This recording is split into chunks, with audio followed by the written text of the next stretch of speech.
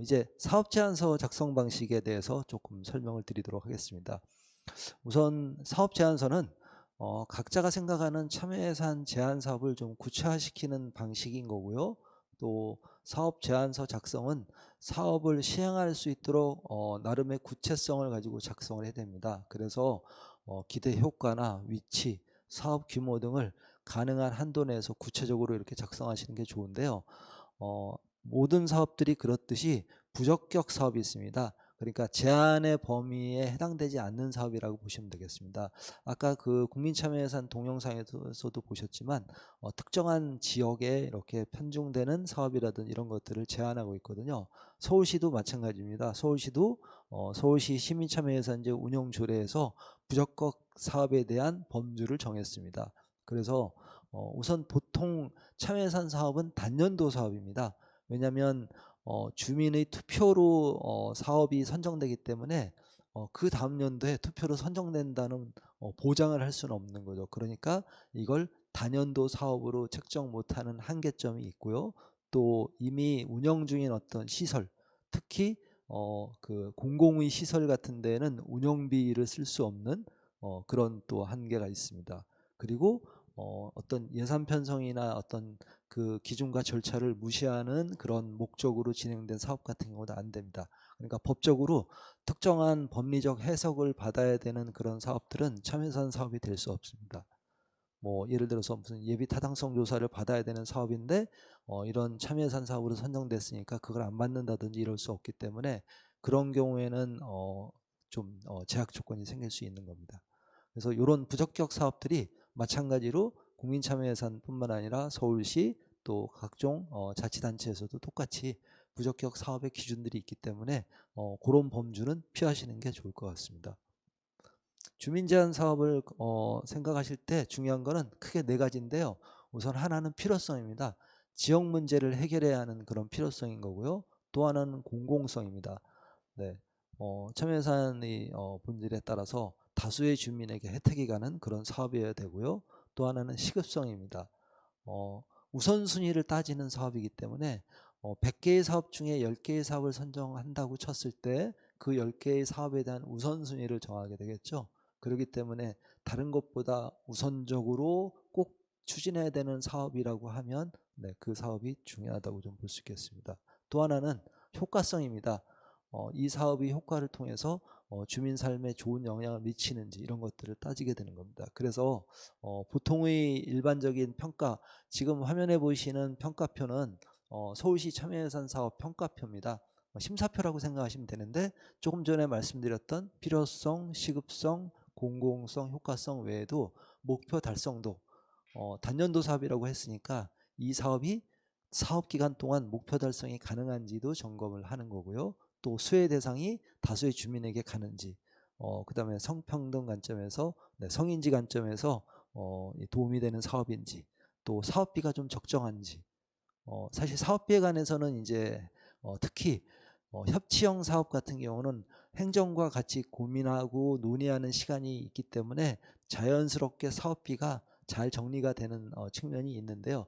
일반 제한형 사업 같은 경우는 내가 이 사업이 어떻게 진행돼야 되는지는 좀 그 표현할 수 있지만 사업비에 대해서는 좀 잘 알지 못하는 측면이 있죠.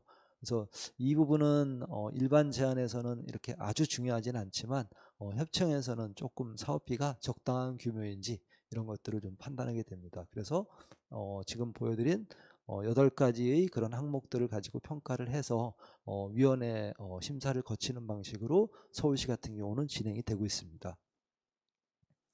제안서를 쓰실 때 초점을 두실 필요가 있는데 일반적인 문제 해결 프로세스는 크게 이렇게 4가지 방식을 생각해 볼 수 있습니다.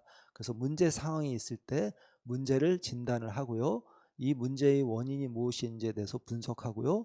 또 문제 해결을 위해서 어떤 전략으로 이 문제를 해결할 것인지, 그리고 이 전략을 통해서 사업 내용이 포함되는 거고요.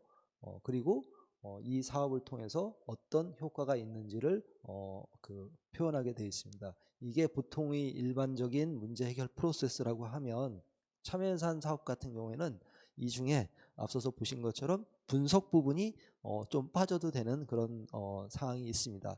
근데 제가 최근에 2018년도부터 올해까지 서울시 그 협치형 사업의 여러 방향들에 대해서 좀 제안을 하면서 보니까 요 부분에 대해서도 좀 고심을 앞으로는 좀 해야 되겠다라는 생각이 좀 들더라고요. 그래서 기본적인 어쨌든 사업 제안은 특히 참여 예산과 관련된 사업 제안은 문제를 진단하고 이 문제를 어떻게 해결하면 좋겠다라는 문제 해결 방식을 사업 내용으로 줬고, 그리고 그 사업에 따른 효과성을 작성하는 방식으로 그렇게 모색을 하시면 되겠습니다.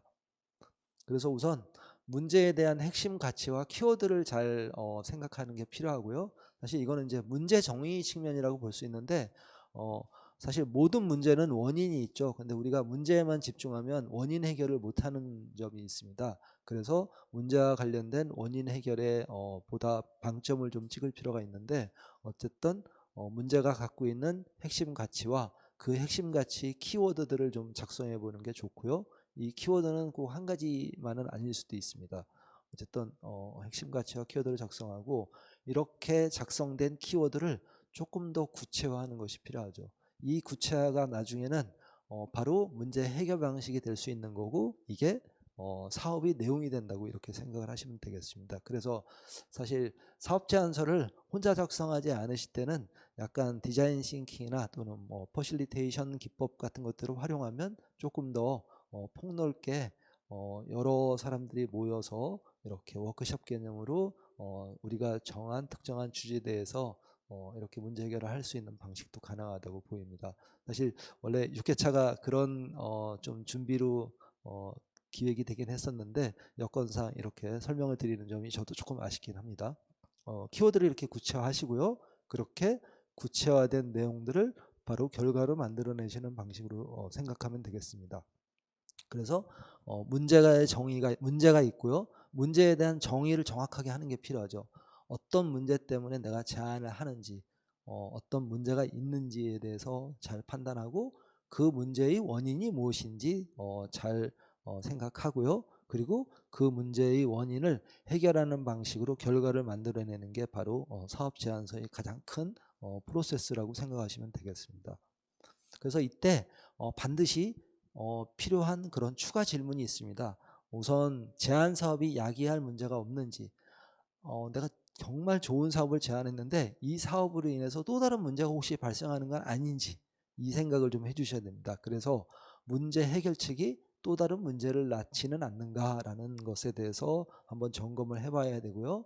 이럴 때는 그 발생한 문제 해결이 또 다른 문제를 어떻게 해결할 것인지도 거기에 같이 이렇게 기술하시는 게 좀 필요하실 것 같습니다.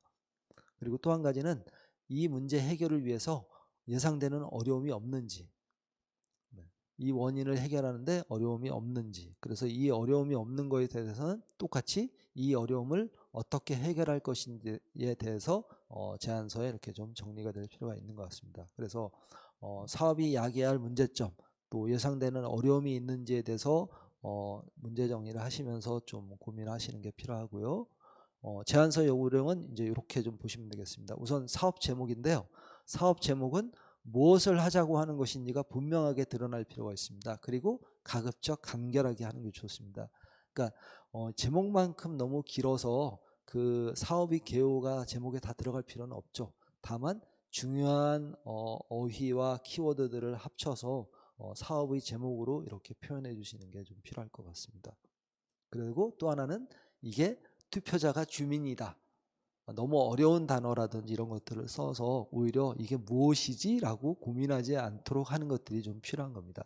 만약에 이런 제안이 그냥 뭐 학계나 이런 쪽의 제안이라고 치면 그 뭐 용어적인 또는 제목이 어려워도 되겠지만, 일반 주민이 이 투표를 해서 주민의 손으로 선정하는 그런 참여 예산 같은 경우는 주민의 눈높이를 고려하실 필요가 있습니다.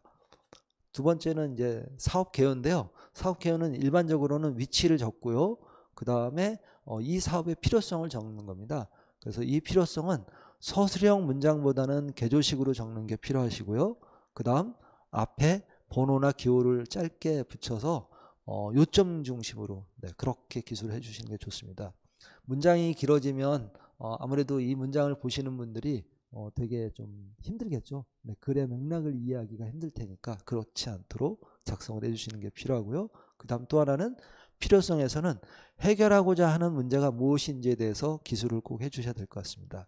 그러니까 제목에서 우리가 뭘 하고자 하는 것들을 나타낸 것처럼 필요성 안에는 내가 해결하고자 하는 문제가 어떤 겁니다 라는 것들이 잘 드러나도록 그렇게 표현을 하셔야 될 것 같고요.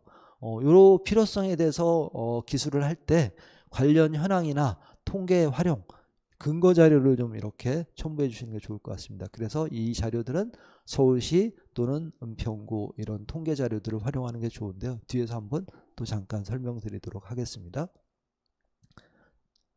바로 요건데요. 은평구 같은 경우는 은평 데이터 광장이라고 있습니다. 그래서 2018년도까지 통계 자료들이 다 들어있고요. 이 통계 자료를 활용해서 근거 자료로 이렇게 활용하실 수 있을 것 같습니다. 또 다르게는 서울시는 서울 열린 데이터 광장이라고 있습니다. 네, 마찬가지로 이 데이터를 활용해서 서울시 같은 경우는 예를 들어서 은평구 대상에 내가 어떤 특정한 제안을 하는데 이 제안이 다른 자치단체하고 어떤 상황에서 우리 은평구가 더 결핍이 있다 하는 것들을 통계적으로 비교해 보거나 이런 것들이 가능하겠죠. 네. 그리고 아까 이제 서울시 같은 경우는 광역협치형은 2개구 이상에서 추진되는 사업이나 이러니까 그런 것들을 제안한다고 했을 때는 뭐 예를 들어서 재정 자립도가 뭐 열악한 어떤 자치단체를 기준으로 이런 사업을 제안한다든지 하면 재정 자립도가 열악한 자치단체를 이런 공공 데이터를 활용해서 확인하시고 그걸 자료로 이용하신다든지 이런 것들도 가능할 것 같습니다. 서울시 열린 데이터 광장 검색하시면 잘 나옵니다. 이렇게 이런 근거 자료들을 참고하셔서 작성을 하시면 되겠습니다. 앞부분의 예시인데요. 이제 요건 실제로 진행됐던 은평구 참여예산 사업이기도 하고 또 은평구 동참여예산 사업이기도 하고 그리고 서울시 참여예산 사업으로 제안됐던 실행됐던 사업이기도 합니다. 이 뒤에 또 예시에서도 잠깐 화면으로 보여드리긴 할 건데요.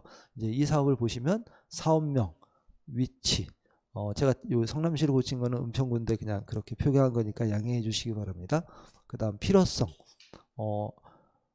어떤 필요성이 있다. 필요성 두 번째 보시면 20대에 비해서 30대의 경제 활동률이 16.3%가 낮다. 그리고 여성이 기대 수명은 높지만 오히려 경제 활동률이나 사회보험 가입률이 낮기 때문에 노후 준비를 위한 일자리가 중요하다. 그리고 여성들이 지역사회 교육기관을 기반으로 해서 다시 사회경제활동을 할 수 있는 계기 마련이 필요하다. 이게 이 사업의 아주 필요한 핵심이었거든요. 그리고 관련 통계를 밑에 이렇게 달아줬습니다.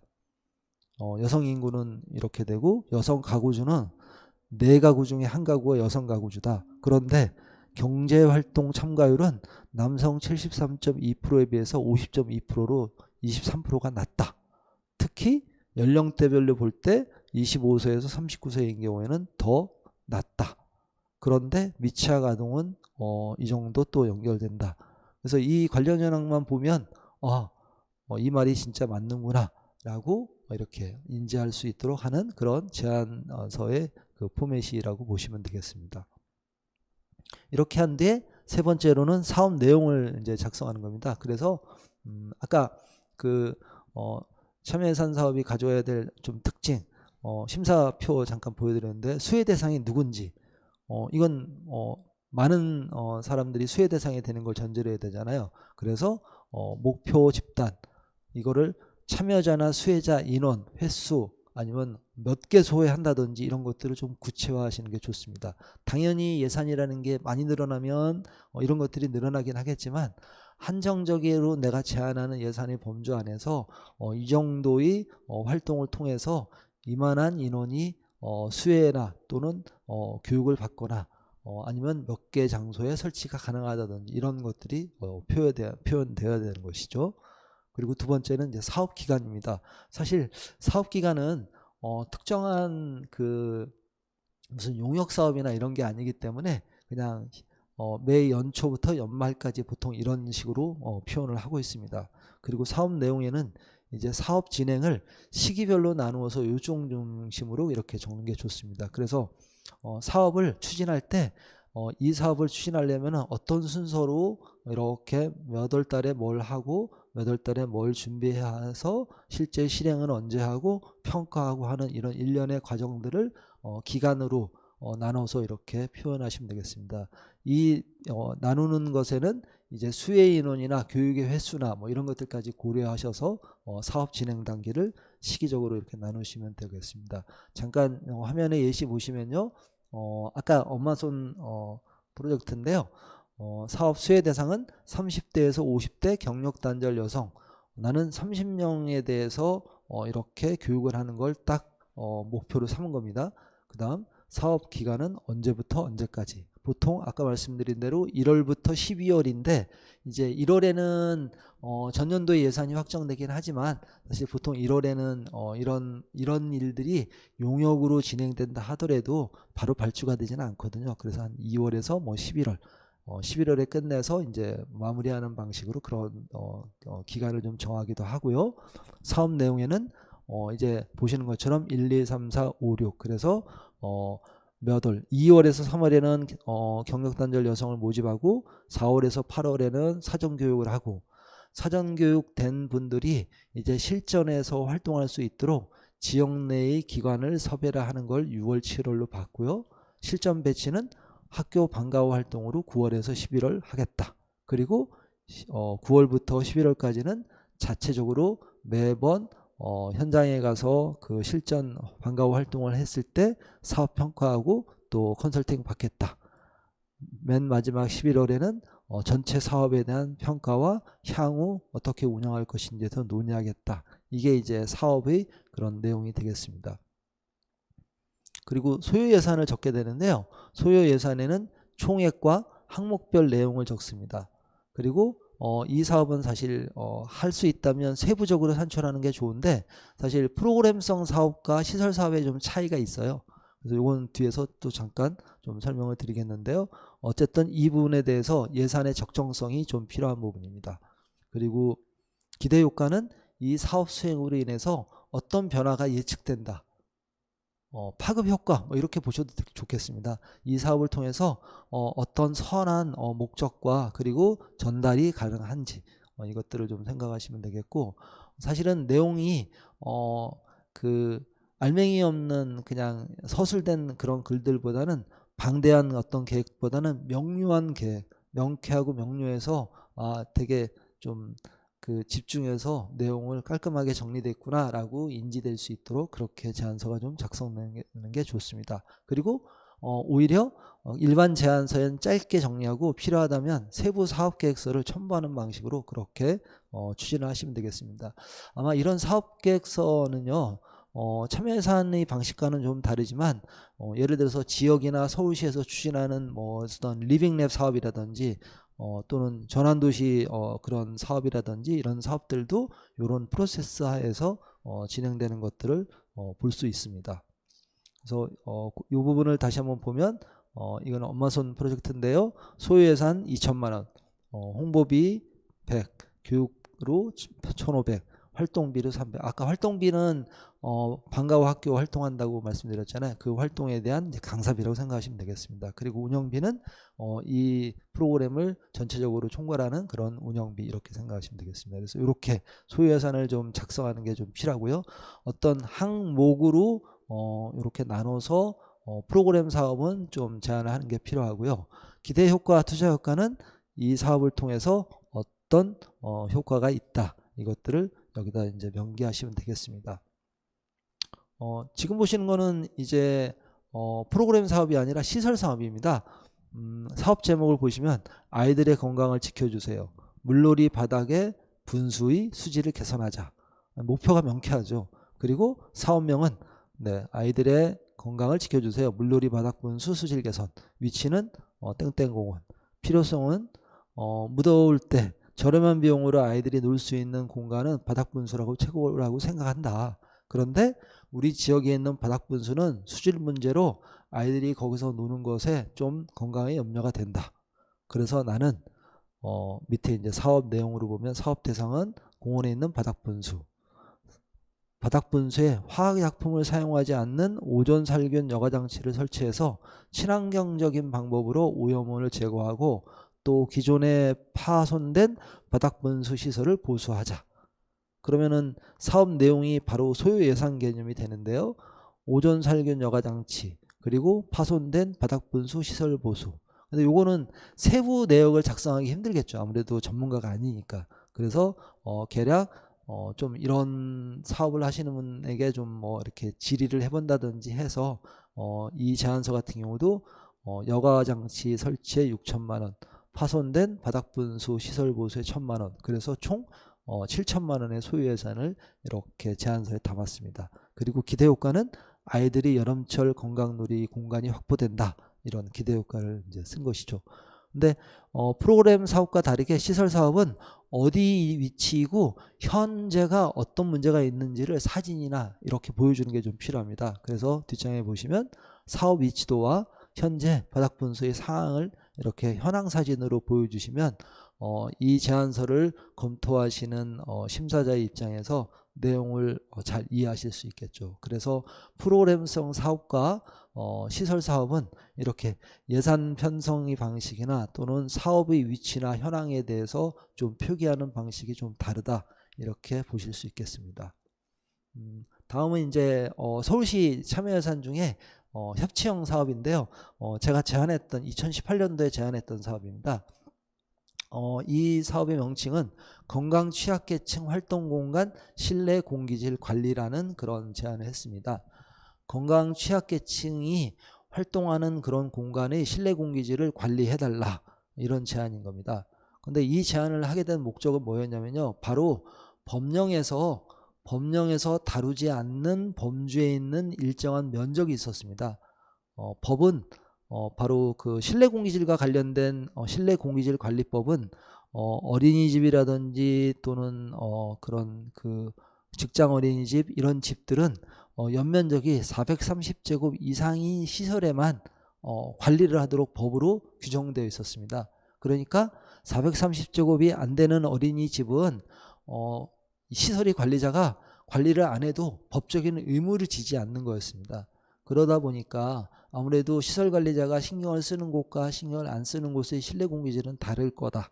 그래서 이렇게 법이 정하지 않은 범주에 있는 시설에 대해서 활동 공간에 대해서 실내 공기질을 관리하는 그런 제안을 하게 된 것입니다. 이처럼 사업 근거 중에 법령적으로 법이 포괄하지 못하는 범주를 찾아서 이렇게 제안하는 것도 하나의 방식이 좀 될 수 있습니다. 그래서 이 사업 같은 경우는 이제 노인 요양시설이라든지 어린이집이라든지 또 지역아동센터라든지 이런 우리 지역 또 서울시 관내에서 건강 취약계층의 공간은 아무래도 그 예산적으로 본인들이 투자가 좀 어려운 점들이 있기 때문에 실내 공기질이 안 좋거든요. 실제로 곰팡이도 많이 피고요. 그러면 그런 공간에 공기질을 관리하는 그런 제안을 하게 됐던 겁니다.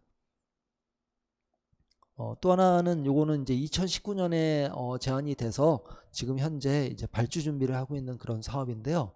저소득층 주거 개선 에너지 집수리 봉사단입니다. 이 사업 같은 경우는 봉사단을 운영하는데 이 봉사단 운영을 통해서 저소득층의 주거 개선을 하겠다.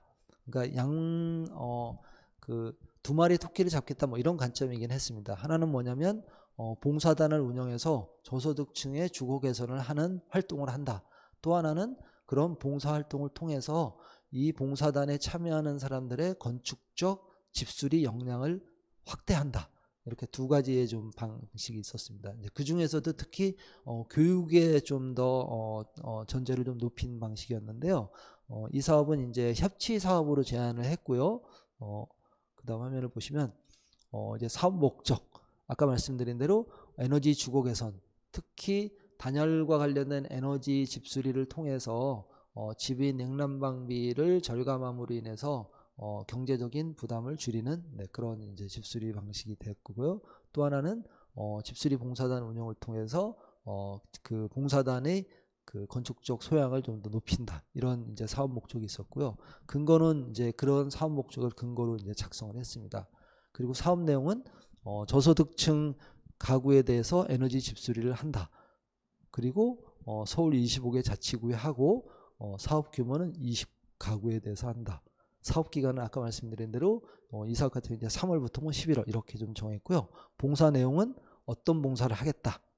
그리고 추진 방법은 이제 이 사업을 진행하기 위해서 어떤 과정으로 해야 시작부터 끝까지 마무리가 되는지를 작성하는 것입니다. 그래서 봉사단 모집하고 집수리 대상 가구를 발굴하고 그 다음에 집수리 오픈 강좌를 실시하고 현장 조사를 통해서 각 집의 공사비를 확정하고 그 다음 계획서를 작성해서 재료를 발주하고 발주된 재료를 가지고 집수리 봉사를 실시하고 그리고 이 집수리 봉사단에는 집수리뿐만 아니라 가구를 제작해서 봉사하는 그런 가구 봉사까지 들어있었거든요. 이런 봉사 제작을 하고요. 나중에 각 개별 집뿐만 아니라 전체 사업에 대해서 자체 평가하고 실적 보고하는 이런 과정을 거치는 걸로 사업계획을 삼았습니다. 그리고 사업 추진 절차는 조금 전에 사업 진행 방법을 조금 더 이렇게 구체적으로 명시한 겁니다. 몇 월 달에는 무엇을 하고 몇 월 달에는 무엇을 하겠다. 현장 조사는 수시 조사를 하는데 어떻게 하겠다. 이런 내용들을 이제 그 양식에 맞게 추진 절차를 작성을 했던 거고요. 그리고 세부 사업비는 이 사업을 수행하기 위해서 세부 사업비가 필요한 경우에는 지금 보시는 화면처럼 재료비, 운반비, 그 다음 봉사단의 식비, 그리고 현장을 총괄해 주고 또 집수리 현장 점검을 하고 하시는 그런 코디네이터 인건비, 기술교육비, 그 다음에 가구 제작 봉사 관련된 봉사자, 회의비, 홍보비, 뭐 사무용품 이런 식으로 해서 총 2억 1,530만 원에 대한 예산을 확정을 했었습니다. 그리고 각각 전문가들의 역할은 뭐다 이런 것들을 적었고요. 사업 효과는 이 사업을 통해서 어떤 효과성이 발현되는지를 적게 됐습니다. 그리고 이제 서울시 같은 경우는 협치형 사업 같은 경우는 수기과정 참석 여부를 이렇게 단계별로 표시하게 됐습니다. 협치사업은 위원회의 심사를 거친 후에 민과 관이 함께하는 수기 과정을 거쳐서 협치 과정을 거쳐서 이 사업의 내용을 충실하게 정리한 다음에 위원회의 심사를 또 거치는 방식으로 진행을 하고 있습니다. 그래서 몇 차례의 과정과 좀 긴 과정이 그런 제안 사업과 관련된 정리를 하는 그런 과정이 일반 제안하고 좀 다르긴 한데 이 제안 방식과 그리고 민과 관이 함께하는 이런 협치 프로세스를 통해서 조금 더 행정을 이해하고 또 행정은 제안자나 제안자의 활동과 관련된 그런 내용들을 이해하는 방식이 되겠습니다. 그래서 협치형 사업은 어떤 특징이 있냐면요. 나중에는 제안자가 사업 수행자가 될 수 있는 장점이 있습니다. 그러니까 이걸 뭐 나의 사업으로 제안한다라는 전제를 꼭 갖지 않더라도 내가 중요하게 사회적 이슈가 있는 사업들에 대해서 제안하고 그 제안된 사업을 내가 수행할 수 있는 자격 조건이 된다고 하면 수행자로서 용역에 참여할 수도 있는 겁니다. 그런데 당연히 이 사업의 내용을 제안자니까 잘 알고 그러면 이 사업을 어떻게 해야 되는지 수행자로서도 내용을 잘 알겠죠. 그래서 참여예산 사업 같은 경우는 한 7, 80%가 제안자이신 분들이 사업을 수행하는 경우가 많습니다. 그래서 이게 이제 서울시의 협치 사업이 좀 다른 특징이라고 좀 보실 수 있겠습니다. 사회 문제를 잘 찾으셔서 또 아까 제가 좀 사례를 보여드렸던 법적인 그런 소외층이 있는지 이런 것들을 잘 찾으셔서 그런 것들을 좀 제안하시는 방법도 괜찮을 것 같고요. 서울시도 그렇고 지금 모든 자치단체가 이렇게 제안된 제안 사업들은요 보통 적격, 부적격, 그 다음에 아예 이제 수용하지 않는 그런 세 가지 방식으로 분류를 합니다. 그래서 조건부가 있습니다. 네. 그래서 아예 부적격은 이제 더 심사 과정을 좀 거치지 않는다고 생각하시면 되고요. 적격은 부서도 이 사업에 대해서 수행의 의지가 적극적으로 있다 이렇게 보셔도 되고요. 조건부는 우리가 진행하는 사업인데 이 사업이 예산을 들이면 좀 더 잘 될 것 같아요 라는 그런 뉘앙스가 좀 있다 이렇게 보셔도 됩니다. 그래서 어떻게 보면 행정이 추진하고자 하는 사업이 있는데 예산 마련을 못하는 방식이 있는지 찾아보는 것도 방법이고요. 또 하나는 행정이 예산이 없어서 일을 못하지만 이걸 민간이 제안해서 이제 추진하는 그런 사업이라고 보시면 됩니다. 그리고 또 하나는 아예 행정이 예산 반영조차도 생각하지 못하는 사업을 제안자가 제안하는 방식도 있을 수 있는 겁니다. 그래서 기존에 진행되고 있는 사업을 제안하면 그거는 부적격이 되는 거고요. 나머지 사업들에 대해서는 적격이나 또는 조건부로 이렇게 그 다음 위원회의 절차를 좀 밟아가실 수 있습니다. 그래서 이제 아까 정책을 이해하시고 그리고 사업을 좀 살펴보셔야 한다는 게 이제 이런 것과 연관된다, 이렇게 좀 생각을 하시면 되겠습니다. 이 집수리 사업은 협치형 사업 중에 4위를 차지해 가지고, 그래서 이 예산이 거의 그대로 이제 확정된 그런 사례이기도 합니다. 또 하나 좀 자료로 볼 수 있는 되게 의미 있는 자료가 있는데요. 네, 요겁니다. 참여예산 사업이 중요하긴 하지만 참여예산의 기본 정신은 예산의 편성이라고 말씀을 드렸잖아요. 이 편성 과정에서 시민의 의견을 담거든요. 그래서 지금처럼 서울시도 요거는 작년 10월에 2020년 예산안에 대한 시민 의견서입니다. 이 의견서에 보면 도시안전부터 6번 복지여성 분야까지 서울시가 가지고 있는 주요 사업에 대한 시민 의견을 이렇게 제출하도록 되어 있습니다. 법령상. 그래서 도시안전, 교통주택이라든지 문화관광, 체육 분야라든지 이런 분야에 대해서 어떤 예산의 편성이 필요하고 또 특정하게 어떤 사업은 좀 더 집중할 필요가 있다라는 위원회의 의견을 잘 이렇게 내용을 숙지하시면 내가 제안할 제안 방식에 대해서도 다시 한번 살펴보실 수 있는 계기가 될 수 있습니다. 그래서 사실 제가 보건대 정보는 많은 곳에 있긴 합니다. 다만 정보를 잘 취득하는 이런 과정들을 좀 잘 살펴보시는 게 좀 필요한데, 서울시 같은 경우는 이런 자료들도 좀 살피시고, 그리고 매년 말에 예산의 그 편성 과정에 대한 내용도 좀 살피시고 하는 것들이 좀 좋을 것 같습니다. 그래서 은평구도 그렇고 은평구 참여예산위원회도 있지만 서울시 같은 경우도 일정 시간의 교육을 통해서 서울시 참여예산위원을 추첨으로 선발합니다. 그래서 그런 과정에도 좀 참여하시면 직접적으로 이런 참여의 기회에 조금 더 그 활동을 하실 수 있는 계기가 되실 수 있을 것 같습니다. 이 자료는 또 뭐냐면요, 작년에 저희 은평구가 약 1060명 정도의 주민에게 설문을 받았습니다. 소위 유엔의 지속가능발전 목표 SDGs라고 우리가 표현하죠. 17개의 목표가 있는데 이 17개의 목표 중에 우리 구엔 어떤 게 부족하고 어떤 게 잘 되고 있는 것으로 생각하십니까? 라는 그런 설문을 했었습니다.